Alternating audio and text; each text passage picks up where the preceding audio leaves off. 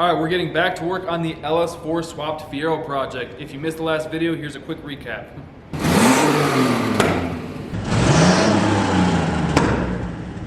think I just cut myself punching that.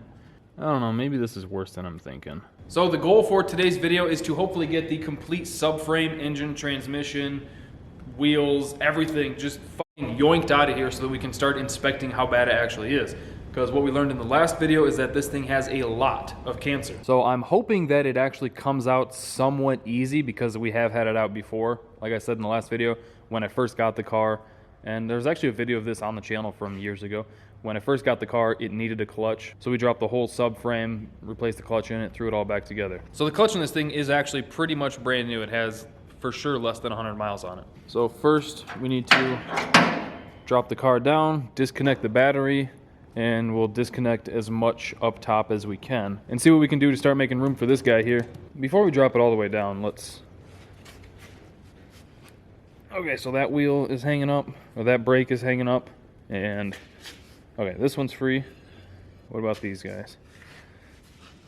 I know the car's in neutral. Okay, so we got 3 brakes hanging up. Good to know.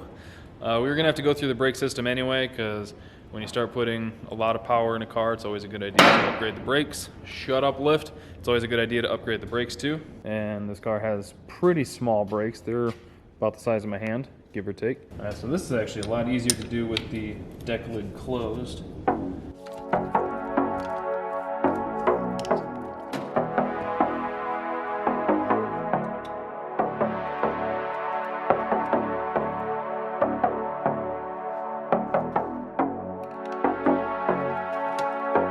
So my goal here is kind of 2 parts. First, obviously get the cradle and everything dropped out of it. And then 2, I want to get the engine bay completely stripped. And that's because there's a bunch of stuff in here that we're just not gonna use. EVAP canister, cruise control. Basically, I just want to make it so that when you pop the hood, it looks really nice and it looks pretty well thought out. Man, I do kind of wish I had someone here to give me a hand to take this hood off. That would be nice right about now. I think I'm going to try and get it though, because it definitely needs to come out of the way.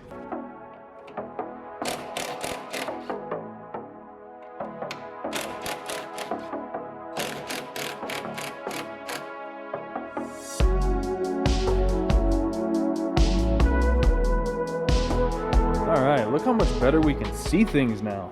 So, hopefully you can see that back here, there's quite a bit of room.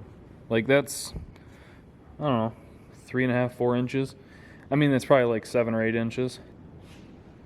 So now we just need to go through and start disconnecting things, which means unplugging all of this stuff, and then the dog bone mount up here, the cruise control, all that sorts of stuff. Shocks, undo the brake lines, and then from there, once we get everything disconnected that we can find, always seem to forget things.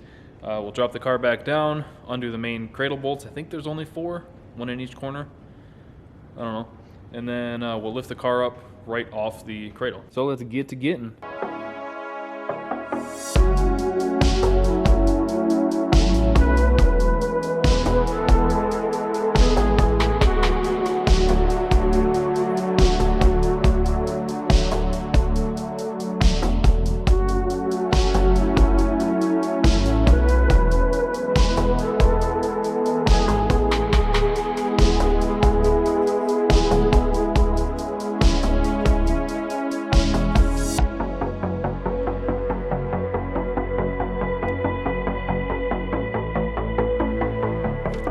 Whoa, shoot.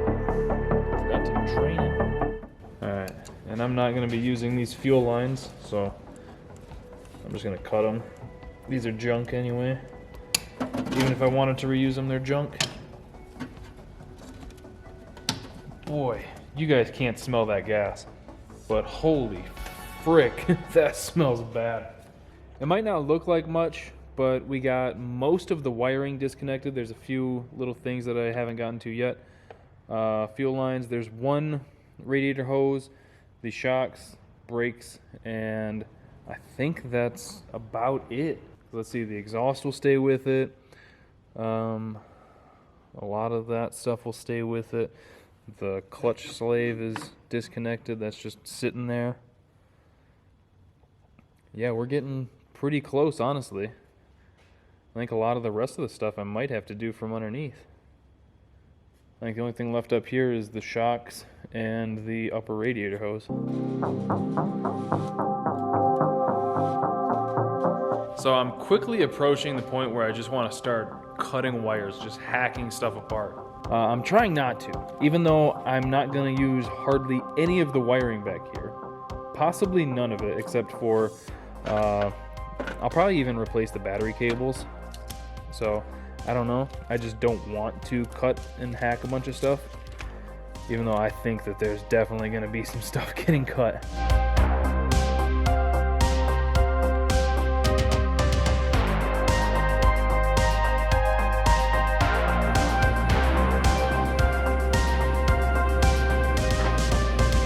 Alright, so these front cradle bolts go in like this, which is awesome because I thought all 4 of them went up like that. So that means I can get these ones loose and leave the bolts in until I'm ready to drop it down and pull those out. You know, I could actually just undo this radiator hose here. That might be a better spot to do that one.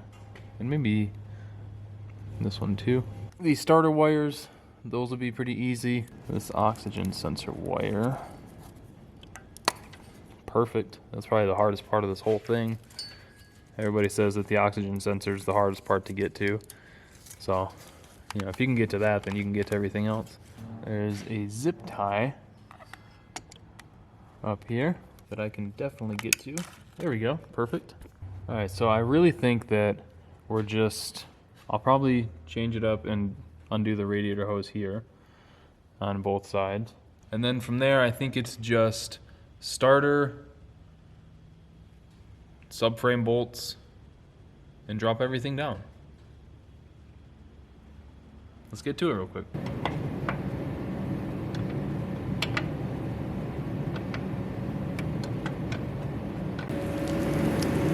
I think we're about ready to drop it.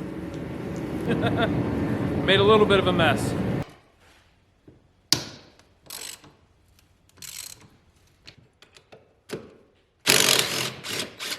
Alright, so the only thing left holding it in there is the 4 main cradle bolts. The fronts, I got the nuts off them so that they can come out pretty easily, hopefully. And the rears I just need to take out.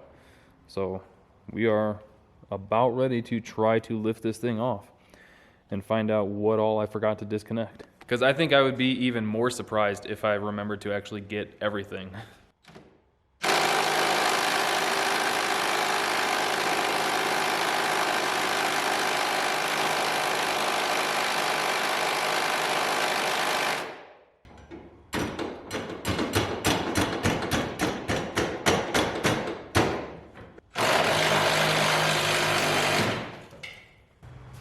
I think we're free.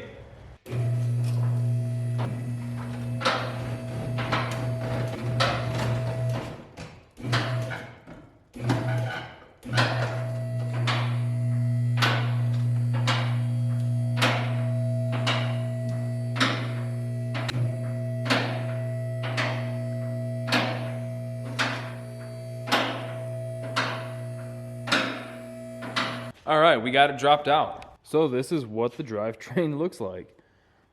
Now we can take a look at all the rust. And the first thing I noticed is it's a miracle that we got the cradle bolts out, because they are just loose nuts in there. So now we can take a look at how bad the rust and everything is. And over here, so luckily where it actually bolts to is still solid, but maybe. So it's like right around here to here that it starts to get soft. I think that's fixable.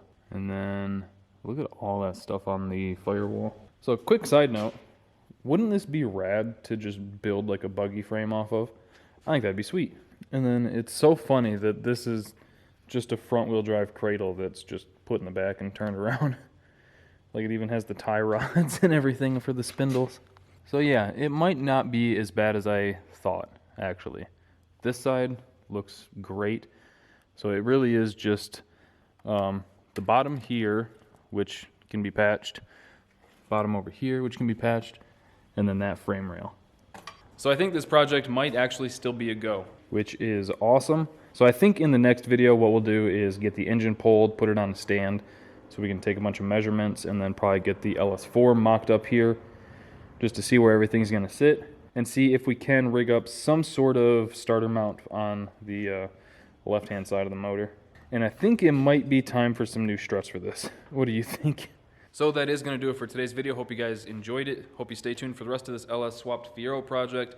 I think it's going to be pretty sweet once it's done. So hope you guys enjoyed the video. Thank you for watching. Thank you for subscribing and clicking that bell. I'll see you next time.